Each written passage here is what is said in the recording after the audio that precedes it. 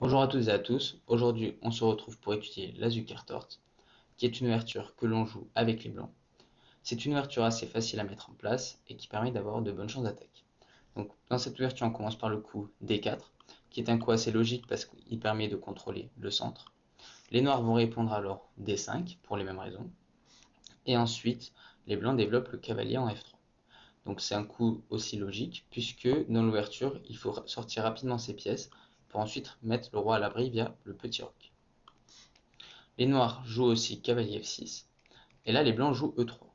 Alors ce coup est assez solide, puisqu'il permet de protéger le pion D4 et donc de renforcer le centre, mais il peut paraître bizarre, puisque le fou ne peut plus sortir ni en F4 ni en G5. Mais dans cette ouverture, c'est assez calculé, puisqu'on prévoit de mettre le fou en fianchetto via B3 et fou B2. Donc on va le voir plus tard.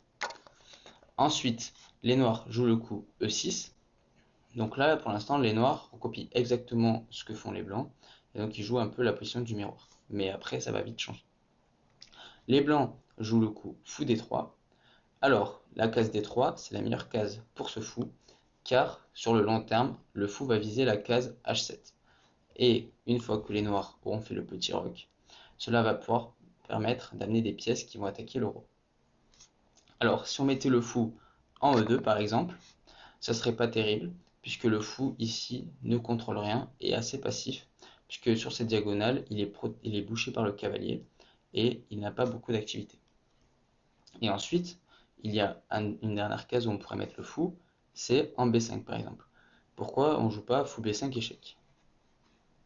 Donc fou B5 échec, ce n'est pas terrible, parce que si les noirs jouent C6, donc on va jouer, le fou va devoir bouger, encore une fois, et les blancs vont donc perdre un temps. Donc imaginons qu'on mette le fou en D3. Donc maintenant, c'est au noir de jouer, et on revient dans la même position qu'avant, sauf qu'ils ont déjà joué le coup C6. Donc c'est comme si les noirs avaient gagné un coup. C'est pourquoi on préfère mettre le fou en D3 dès le début, pour ne pas perdre de temps. Donc les noirs maintenant vont jouer le coup C5, qui est un coup assez intéressant, puisque les noirs prennent de l'espace sur l'aile dame. Ils menacent aussi plus tard de casser le centre en mangeant en D4. Et enfin, ils menacent d'attaquer le fou par la poussée C4. Si les blancs laissent la poussée C4, leur fou va devoir encore une fois bouger et reculer sur la case E2. Et donc, le fou deviendrait passif. Alors, on a deux options, soit manger en C5, que je ne vous conseille pas, parce que cela permettrait aux noirs de développer leur fou, leur pièce serait assez active, et les blancs n'auraient plus de pions dans le carré central. Alors, la deuxième option qui a été jouée dans la partie est la bonne, c'est le petit coup B3. Donc ça permet à la fois d'empêcher la poussée C4, et ça prépare le fianchetto pour le fou, et plus tard les blancs continueront par petit roc. Ce coup permet donc d'empêcher C4, tout en pouvant continuer notre développement. Les noirs continuent par le coup cavalier C6, donc les noirs continuent de développer leur pièce. Et là, on rock rapidement pour mettre le roi à l'abri et pour pouvoir faire jouer nos tours. Là, les noirs veulent échanger les pions au centre en faisant le coup C prend D4. Alors je vous conseille de reprendre du pion pour ouvrir la colonne E, et comme ça aussi, cela crée un avant-poste pour le cavalier qui est en F3.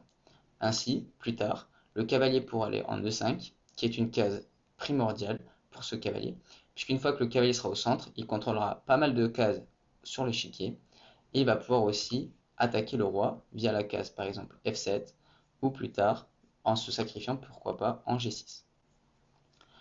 Alors ensuite, on va pouvoir mettre le fou en B2, et le plan ça sera de mettre le cavalier en D2, puis la dame en E2, afin de lier les tours. Et une fois qu'on aura sorti toutes nos pièces, on visera à mettre ce cavalier sur l'avant-poste et à développer l'attaque.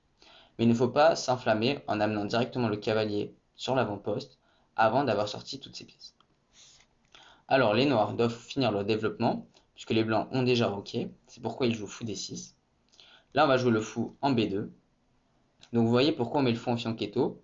Ce fou est sur une très grande diagonale, il permet de soutenir le pion D4, et si plus tard le pion D4 disparaît, alors le fou B2 visera directement la case G7 et va pouvoir participer à l'attaque. Les noirs poursuivent par le roc, et maintenant on joue un coup qui est très utile et que parfois la plupart des joueurs oublient, c'est le coup A3. Alors je vous dis qu'on va attaquer le roi noir, et là je vous dis aussi de jouer le coup A3. Donc ça peut paraître paradoxal, mais en fait c'est un coup prophylactique, c'est-à-dire qu'on anticipe les menaces noires en jouant A3. Parce qu'en fait, les noirs peuvent faire à tout moment cavalier B4, et ça nous embêterait puisque ça nous forcerait à reculer le fou en E2, puisqu'on ne veut pas perdre notre paire de fous, ni échanger notre fou de case blanche, qui est notre meilleure pièce d'attaque, avec la dame. Parce qu'une fois qu'on aura amené la dame en H5 après avoir chassé le cavalier F6, on menacera directement le mat en H7. Donc c'est pourquoi je vous conseille fortement ce coup A3, afin d'empêcher le coup cavalier B4. Alors les noirs doivent sortir maintenant leur fou C8, qui est assez mauvais et qui ne peut pas sortir en F5 ni en G4. Donc ils vont faire comme nous et faire B6 pour mettre leur fou en fianchetto. Alors maintenant on a deux options pour sortir ce cavalier. Soit par la case C3, soit par la case D2. Alors mettre le cavalier en C3 c'est pas terrible, puisque déjà ça bouche la diagonale du fou B2. Ensuite le pion D4 n'est plus protégé par le fou qui est en B2. Et si plus tard on veut jouer le coup cavalier E5, le pion D4 n'a plus de protection, et donc les noirs vont pouvoir manger le pion en D4.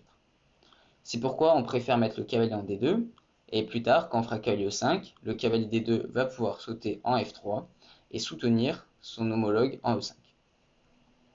Les noirs continuent leur développement par fou B7, et maintenant on joue le coup dame E2, qui termine notre développement, puisque les tours sont maintenant reliés.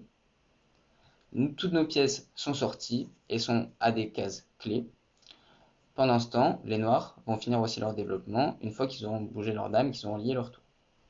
Donc une fois qu'on a fini notre développement, on va devoir trouver un plan. C'est-à-dire comment attaquer l'adversaire, comment essayer de gagner du matériel, comment créer des faiblesses. Il va falloir qu'on trouve une idée pour bouger nos pièces et les mettre en harmonie. Donc les noirs jouent tour C8, qui est un coup assez logique, puisqu'ils ont une colonne semi-ouverte sur la colonne C, et ils vont viser par exemple le pion C2. Mais bon, on n'a pas de problème ici, puisque le fou protège le pion C2. Donc pour l'instant, on n'a rien à craindre. Alors, maintenant, comme je vous ai dit, on a un avant-poste en E5. Nos pièces sont développées.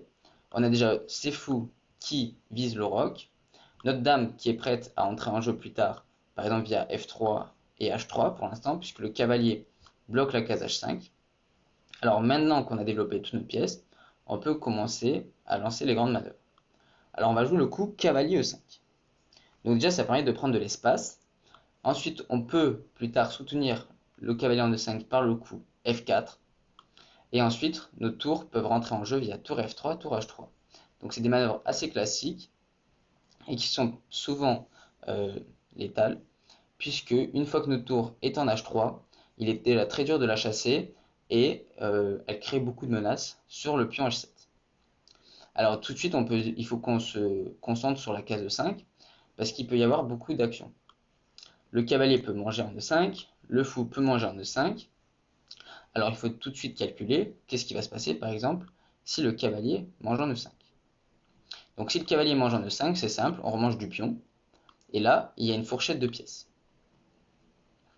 Donc les noirs ont leur fou et leur cavalier qui est attaqué, ils ne peuvent pas bouger les deux pièces en même temps, et vont donc perdre une pièce. Donc ce coup est une faute pour les noirs, et ils vont avoir du matériel en moins. Ensuite, la deuxième option serait de manger le cavalier avec le fou, ce à quoi on remange avec le pion. Et maintenant, le cavalier va devoir reculer en D7 ou en E8. Et maintenant, vous voyez, le roi noir est très en danger. Parce que ce cavalier, qui autrefois protégeait la case H7, n'est plus là. Et là, on a une, deux, trois pièces qui vont pouvoir plus tard attaquer le roi. Donc là, on peut tout de suite commencer par dame H5 pour menacer mat en H7. Mais après, les noirs vont pouvoir faire G6 et chasser la dame. Moi, je vous conseille d'abord de faire le coup F4, suivi de tour F3 et tour H3. Et pourquoi pas après Dame H5, cavalier F3, cavalier G5. Et vous voyez que rapidement, on peut amener une, deux, trois pièces supplémentaires sur le petit roc. Et les noirs n'ont pas du tout de défense possible. Donc là déjà, la position serait très dangereuse pour les noirs. Donc souvent, il est déconseillé de manger en E5 par n'importe quelle pièce, puisque on a vu si on mangeait avec le cavalier en E5, on perdait une pièce. Et si on mangeait avec le fou, ça chassait le cavalier F6, qui est un cavalier très important pour les noirs, puisqu'il permet de défendre le roi. C'est pourquoi dans la partie, les noirs n'ont pas mangé le cavalier E5 et ont joué le coup Dame E7. Après Dame E7, on joue le coup F4. Donc ça renforce le cavalier au centre, et comme je vous ai montré tout à l'heure, ça va créer un chemin pour la tour qui est en F1 pour s'activer en F3 puis en H3. Donc vous voyez, on ne peut pas attaquer souvent le roi avec seulement une ou deux pièces, puisque si en face il y a déjà une ou deux pièces qui défendent le roi, ça va être très dur de mater. C'est pourquoi il faut essayer de ramener le plus de pièces possible dans le camp adverse pour ensuite déclencher l'attaque. Donc là, les noirs continuent par tour F8. Donc vous voyez déjà, on a du mal à comprendre les coups des noirs, puisque en fait, ils n'ont pas du tout d'idée. Les noirs n'ont pas trop d'espace, ils jouent, vous voyez, que sur 3 rangées, alors que les blancs jouent déjà sur 5 rangées. Ensuite, notre position est très solide, puisque notre pion D4 est protégé par le fou, notre pion C2 est protégé par le fou D3, et il n'y a aucune poussée au centre qui est possible. Donc, vous voyez, les noirs, des fois, ils aimeraient bien essayer peut-être de jouer E5 pour se libérer. Sauf que grâce au coup F4 et cavalier E5, les noirs n'ont pas du tout de poussée libératrice. Et donc, ils se retrouvent déjà en manque d'idées. Et donc, nous, ça nous arrange, puisqu'on va avoir pas mal de temps pour réaliser notre plan d'attaque et pour amener le plus de pièces possible sur le roi adverse. Alors, on va continuer. Donc, c'est des coups logiques que tout le monde peut trouver maintenant. Donc, c'est tour F3. Donc, on continue le plan puisque les noirs ne menacent rien. Donc, on peut continuer notre plan. Les noirs jouent dame F8. Donc, c'est un coup assez douteux puisque la dame n'a rien à faire en F8. Mais bon, les noirs veulent anticiper l'attaque. Par exemple, après, ils veulent jouer G6, puis dame G7, afin d'amener une pièce supplémentaire qui va protéger le roi. Mais bon, vous voyez déjà que les noirs sont partis dans une optique passive et sont sur la défensive. Hop. Donc, encore une fois, avant de jouer, il faut qu'on vérifie que les noirs ne menacent rien. Donc les noirs n'attaquent aucune de nos pièces. Ils ne menacent aucune tactique. Ensuite, on doit regarder, nous, de notre côté, si on peut gagner du matériel ou est-ce qu'on a une attaque gagnante ou une tactique gagnante. Donc bon, rien n'a évolué et on n'a pas de gain de matériel possible dans l'immédiat. Donc on continue notre plan avec le coup tour H3. Donc là, déjà, on a une très forte menace. Si les noirs ne jouent rien, on menace le sacrifice fou prend H7. Donc je vais vous montrer pourquoi. Par exemple, on va dire, imaginons, les noirs jouent A6. Là, on fait fou prend H7, échec. Donc, si le roi va en H8, on peut jouer par exemple le coup fou G6, échec, suivi de roi G8.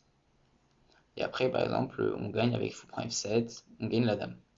Puisque là, le roi est en échec, il ne peut pas aller en H8 à cause de la tour qui est en H3. Et donc, pour l'instant, il y a échec et mat, sauf si la dame mange le fou, le cavalier reprend, le roi reprend. Mais bon, on se retrouve avec une dame de plus, et donc on est gagnant. Donc maintenant, qu'est-ce qui se passe si le cavalier mange le fou? Donc je vous laisse réfléchir, vous pouvez mettre pause sur la vidéo si vous voulez. Donc le bon coup ici, c'est le coup dame H5. Donc on attaque le cavalier H7, qui ne peut pas être protégé par une autre pièce. Et si le cavalier bouge, on va mater en H8. Par exemple, cavalier F6. Et là, les blancs matent en H8. Donc si les noirs jouent le coup F6 par exemple, ça ne sert à rien puisqu'on fait dame prend cavalier et le roi ne peut pas s'échapper en F7 à cause du cavalier E5 qui est super fort. Donc voilà, les blancs commencent déjà à avoir des menaces dévastatrices dès le 15e coup. Alors les noirs ont prévu ça et ont joué le coup G6. Excusez-moi.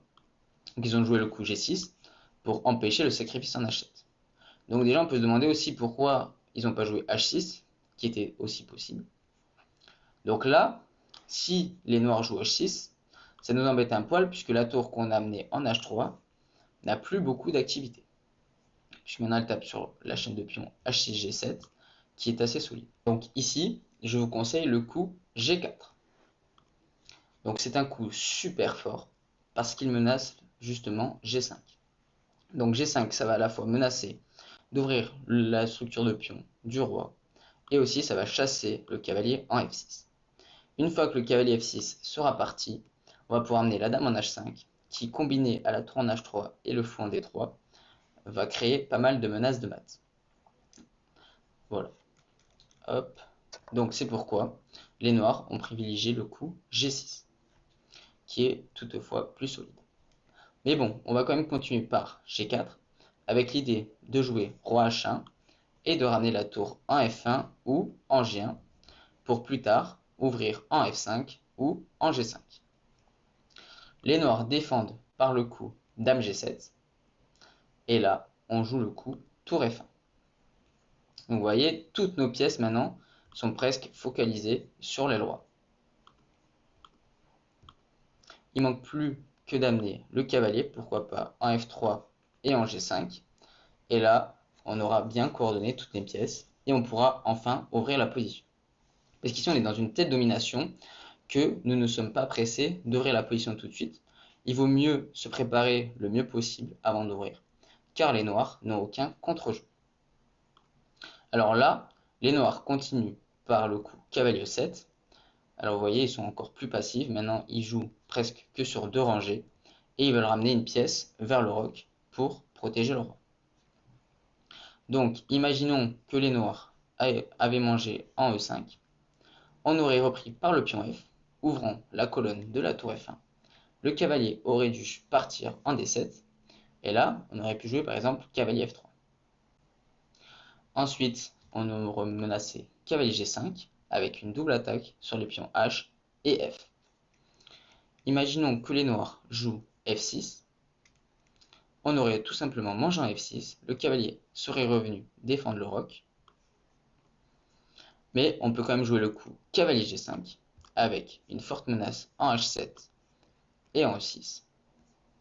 Et là, les noirs sont un petit peu paralysés, puisque si les noirs jouent cavalier E7, le pion E6 est perdu. Et là, il faut quand même trouver des ressources pour à la fois protéger E6, F6. Il y a aussi des forts sacrifices de qualité tour prend F6, suivi de cavalier prend H7. Et là, la position est très risquée pour les noirs. Donc les noirs ont joué le coup cavalier E7. Bon, nous on joue le coup tour F2 pour à la fois pouvoir menacer F5 sur la colonne F et pourquoi pas éventuellement venir en G2 en cas de besoin. Donc là, le noir joue le coup roi H8 en prévision de tour G2, parce que ici, la dame et le roi sont sur la même colonne. Donc en vue d'une éventuelle enfilade suite à l'ouverture de F5, le roi vient se réfugier en H8. Les blancs continuent de préparer leur attaque avec tour G2. Donc la menace est de plus en plus proche. Les noirs jouent tour C7, donc soit pour doubler les tours sur la colonne C, via tour C8 plus tard, mais bon, ce coup ne sert pas à grand chose si c'est dans l'éventualité de doubler les tours, puisque une nouvelle fois, la colonne C est complètement verrouillée par le flou D3. Donc moi, je pense que c'est plus pour protéger la 7ème rangée. Imaginons par exemple que les noirs jouent cavalier G8 plus tard. La tour protégera le pion F7. Et donc c'est un coup, encore une fois, défensif. Donc maintenant, quelle pièce ne joue pas encore chez les blancs? Eh bien, la seule pièce qui n'est pas très active, c'est le cavalier D2. Alors on va amener le cavalier en F3 pour après, pourquoi pas, l'amener en G5. Donc si le cavalier serait en G5, on attaquerait deux fois le pion F7, on attaquerait aussi le pion H7 qui est pour l'instant protégé par le cavalier. Donc là, ce cavalier va encore amener une menace supplémentaire. Donc vous voyez, il ne faut pas délaisser une pièce dans notre camp. Il faut vraiment essayer de mettre chaque pièce sur la meilleure case possible.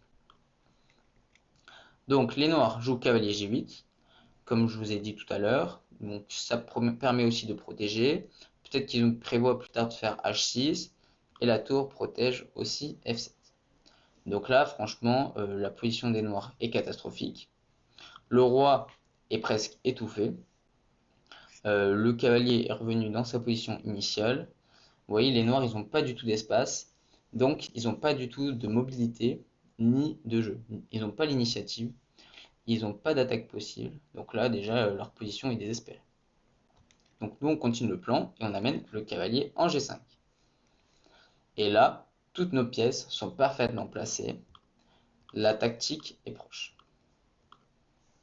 Donc, on a plein d'idées. On peut soit pousser F5. Après, on peut peut-être réfléchir à des sacrifices en F7.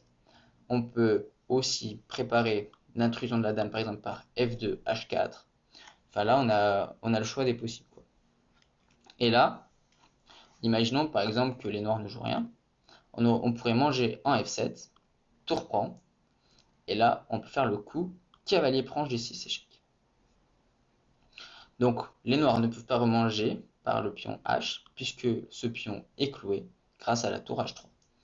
Et là, comme le roi est étouffé, il est presque mat. On est obligé de donner la dame avec dame prend G6, ce à quoi les blancs vont jouer fou prend G6, et on a une dame de plus. C'est pourquoi les noirs doivent jouer H6 pour donner une case de sortie au roi en cas de sacrifice. Donc les blancs jouent quand même le sacrifice en F7, suivi de tour prend F7, cavalier prend G6 et roi H7. Donc on a une menace d'attaque à la découverte grâce au fou D3. La tour attaque toujours le pion H6. Le roi n'est pas très en sécurité. Donc là, ça sent pas bon pour les noirs. Alors, les blancs continuent par cavalier F8, roi H8, et ils reviennent en G6 et le roi revient en H7. Donc peut-être que les blancs, durant cette partie, avaient vu une tactique et finalement ils se sont ravisés, ils sont revenus dans la même position. Mais c'est pas grave parce que là, ils trouvent enfin le bon coup, qui est cavalier E5 échec. Donc le fou donne échec au roi H7, et le roi n'a qu'une seule case, encore une fois, c'est la case H8. Donc je vous rappelle que les blancs ont sacrifié une pièce pour 2 pions, mais bon, en échange, le roi est très en danger. Il est face à 2 tours en H3 et en G2 qui s'avèrent très menaçantes.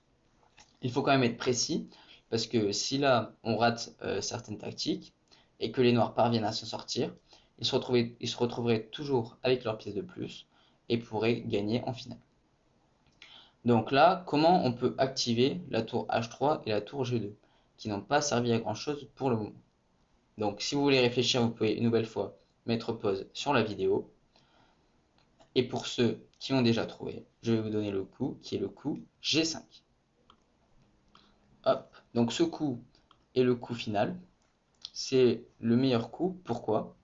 Parce qu'il permet à la fois d'attaquer le pion H6, de chasser le cavalier. Donc si on ouvre la colonne plus tard, la tour se retrouverait face à la dame, et donc ça créerait une attaque à la découverte. Ensuite, le pion H6 ne peut pas manger parce qu'il est cloué par la tour en H3. Et donc là, c'est le coup qui désorganise complètement la défense des noirs. Imaginons les noirs jouent cavalier E4. On ferait simplement fou prend E4. Et si les noirs mangent en E4, il nous suffirait ensuite de manger en H6. Dame F8. Et là, on aurait plein d'attaques. Par exemple, cavalier G6. Fourchette royale. Et on se retrouverait avec une dame de plus. Hop. Donc à la place de cavalier E4, les noirs ont joué fou prend E5. Donc en fait, ils ont rendu la pièce de plus. Puisque là, on va jouer le coup pion prend cavalier, qui nous permet d'attaquer la dame avec notre tour, avec le pion, et on menace toujours de récupérer le fou en E5 avec le pion F par exemple. Donc si on fait dame prend F6 par exemple, les blancs continuent avec F prend E5, et là, la dame n'a pas beaucoup de cases ici. Donc imaginons que la dame vienne en F4 pour soutenir le pion H6. Il suffit de jouer tour G4 et maintenant la dame est enfermée. La dame n'a plus du tout de cases. Elle peut pas aller en G5 à cause de la tour, elle peut pas aller en F6, elle peut ni aller en D2, ni en D3, ni en C1. Elle a pas du tout de case. Donc là, on récupère simplement la dame. Hop. Et si la dame, par exemple, s'enfuit en D8, alors là, ça sent pas bon du tout. Donc, qu'est-ce qu'on pourrait jouer? On pourrait jouer, par exemple, tour G6 suivi de dame H5, qui mènerait à coup sûr au mat. C'est pourquoi les noirs jouent le coup fou prend F6 dans la partie, et donc ils sacrifient la dame. Donc les blancs mangent la dame en G7, suivi de tour prend G7. Donc maintenant, on a une dame pour tour et cavalier. Donc on va compter les pions aussi, donc il y a 5 pions pour les noirs et 6 pions pour les blancs. Donc les blancs se retrouvent avec une dame et un pion pour la tour et le cavalier. Donc déjà, niveau matériel, les blancs sont mieux. Il suffit maintenant d'essayer d'échanger les pièces pour entrer dans une finale gagnante. Donc les blancs vont jouer le coup tour G3. Les noirs doivent maintenant ramener leur fou en C8 parce qu'ils veulent essayer d'activer ce fou et protéger le pion E6. Donc ils jouent fou C8. Et maintenant, on a la paire de fous. Le roi noir est vulnérable. Donc on va essayer d'ouvrir le centre pour activer nos fous grâce au coup C4. Les noirs continuent la partie par cavalier E7. Et là, on finit par le coup de grâce qui est dame H5. Donc dame H5, ça menace le pion H6. Et les noirs ne peuvent plus le protéger parce qu'on attaque à la fois H6 et on attaque à la fois E8. Donc avant, on ne pouvait pas faire ce coup parce que le cavalier était en G8 et protégeait le pion H6. Et maintenant que le cavalier a bougé en E7, cette menace est imparable. Donc les noirs continuent avec fou D7 et on mange le pion H6 sur échec. Et à ce moment-là, les noirs abandonnent parce qu'on menace échec et on attaque aussi le fou F6. Donc voilà, on vient de voir du coup une partie sur cette ouverture qui s'appelle la Zukertort. Donc moi je vous conseille de retenir le setup, c'est-à-dire la disposition des pièces blanches. Donc le cavalier en F3, le cavalier en D2, le fou en D3, le fou en fianchetto, puis ensuite on met la dame en E2. On n'oublie pas le petit coup prophylactique A3. Et une fois qu'on a développé toutes nos pièces, on peut commencer à passer à l'attaque via l'avant-poste en E5 par cavalier E5, qui est le coup déclencheur, puisque ensuite on soutient ce cavalier avec F4 pour pouvoir faire jouer notre tour en F3 et en H3. Et ensuite, en fonction de la défense des noirs, on a juste à s'adapter. Donc si cette vidéo vous a plu, je vous invite à la liker et n'hésitez pas à vous abonner. Et si vous avez des questions ou des suggestions, n'hésitez pas à lâcher un commentaire. Merci pour avoir regardé cette vidéo et on se retrouve la semaine prochaine pour une nouvelle ouverture.